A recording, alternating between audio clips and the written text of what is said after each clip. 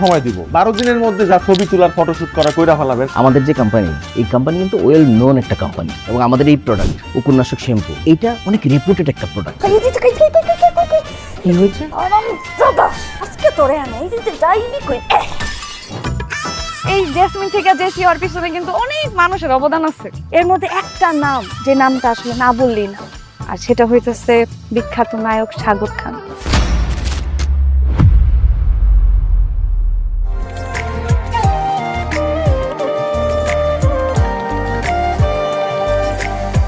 কি করে সব বলো যাই গো ভুলে,